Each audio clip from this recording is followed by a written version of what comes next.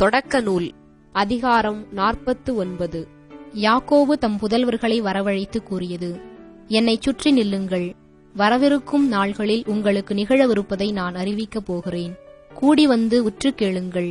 யாக்கோபின் புதல்வர்களே, உங்கள் தந்தையாகிய இஸ்ரவேலுக்கு செவிகொடுங்கள்.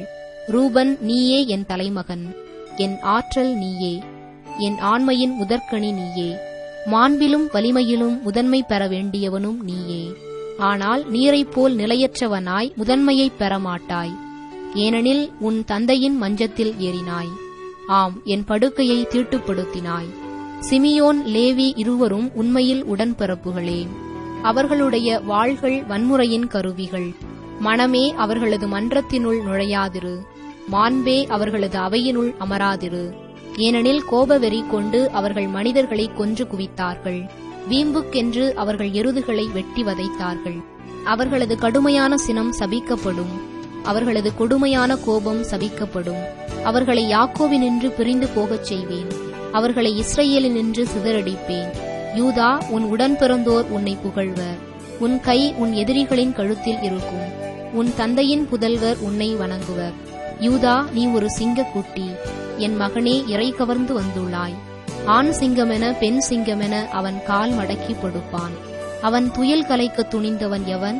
அரசுரிமை உடையவர் வரும் வரையில், மக்களினங்கள் அவருக்கு பணிந்திடும் வரையில் யூதாவை விட்டு செங்கோல் நீங்காது. அவன் மரபை விட்டு கொற்றம் மறையாது. அவன் திராட்சை செடியில் தன் கழுதையையும் செழுமையான திராட்சை கொடியில் தன் கழுதை குட்டியையும் கட்டுவான். திராட்சை ரசத்தில் தன் உடையையும் திராட்சை சாற்றில் தன் மேலாடையையும் தோய்த்திடுவான். அவன் கண்கள் திராட்சை ரசத்தினும் ஒளியுள்ளவை. அவன் பற்கள் பாலினும் வெண்மையானவை. செபுலோன் கடற்கரையில் வாழ்ந்திடுவான். அவன் கப்பல் துறையில் இருந்திடுவான். அவனது எல்லை சீதோன் வரை பரவியிருக்கும். இசக்கார் இரு பொதியின் நடுவே படுத்திருக்கும் வலிமை மிகு கழுதை போன்றவன். அவன் இளைப்பாறும் இடம் நல்லதென்றும் நாடு மிக வசதியானதென்றும் காண்பான். எனவே சுமை தூக்க தோள் சாய்ப்பான். அடிமை வேலைக்கு இணங்கிடுவான். தான் இஸ்ரவேல் குலங்களில் ஒன்றாக தன் மக்களுக்கு நீதி வழங்குவான். தான் வழியில் கிடக்கும் பாம்பு ஆவான். அவன் பாதையில் தென்படும் நாகம் போல குதிரை மேல் இருப்பவன் மல்லாந்து விழும்படி அதன் குதிங்காலை கடித்திடுவான். ஆண்டவரே, உமது மீட்பிற்காக காத்திருக்கிறேன். காத்து கொள்ளை கூட்டத்தின் தாக்குதலுக்கு உள்ளாவான். அவனும் அவர்களை துரத்தி தாக்கிடுவான். ஆசேரின் நிலம் ஊட்டமிக்க உணவளிக்கும். மன்னனும் விரும்பும் உணவை அவன் அளித்திடுவான். நப்தலி அழகிய மான்குட்டிகளை ஈனும் கட்டவிழ்ந்த பெண்மான் ஆவான். யோசேப்பு கனிதரும் கொடியாவான். நீரூற்றருகில் மதில் மேல் படரும் கொடி போல் கனிதருவான். அவனுக்கு வில்லில் வல்லார் தொல்லை கொடுத்தார். அவன் மீது அம்பெய்தார். அவனிடம் பகை வளர்த்தார். ஆனால் அவனது வில் உறுதியாய் நின்றது. அவனுடைய புயங்கள் துடிப்புடன் இயங்கின. ஏனெனில் யாக்கோபின் வலியவர் கை கொடுத்தார். இஸ்ரவேலின் பாறையே ஆயராயிருந்தார். உன் தந்தையின் இறைவனே உனக்கு துணையிருப்பார். எல்லாம் வல்லவரே உனக்கு ஆசி வழங்குவார். மேலே வானத்தினின்று வரும் ஆசியாலும் கீழே ஆழத்தினின்று வரும் ஆசியாலும் கொங்கைகளுக்கும் கருப்பைகளுக்கும் உரிய ஆசியாலும் அவர் உனக்கு ஆசி வழங்குவார்.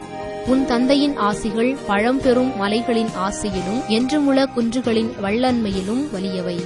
இவை அனைத்தும் யோசேப்பின் மீது இறங்கிடுக. தன் சகோதரரின் இளவரசனாய் திகழ்வோனின் நெற்றியில் அவை துலங்கிடுக. பென்யமீன் பீறி கிழிக்கும் ஓநாய்க்கு ஒப்பானவன். காலையில் வேட்டையாடிய இரையை அவன் விழுங்குவான். மாலையில் கொள்ளைப் பொருளை பங்கிட்டுக் கொள்வான். இவர்கள் அனைவரும் இஸ்ரவேலின் 12 குலத்தார் ஆவர்.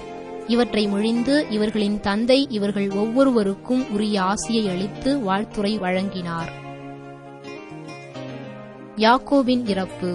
மேலும் அவர் அவர்களுக்கு கட்டளையிட்டு கூறியது: இதோ, நான் என் இனத்தவரோடு சேர்க்கப்படவிருக்கிறேன்.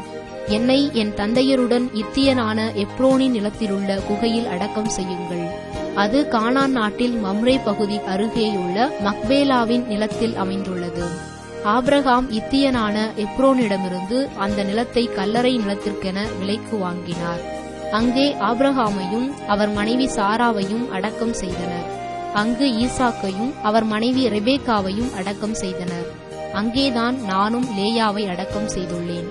அந்நிலமும் அக்கல்லறையும் இத்தியரிடமிருந்து விலைக்கு வாங்க பெற்றவை.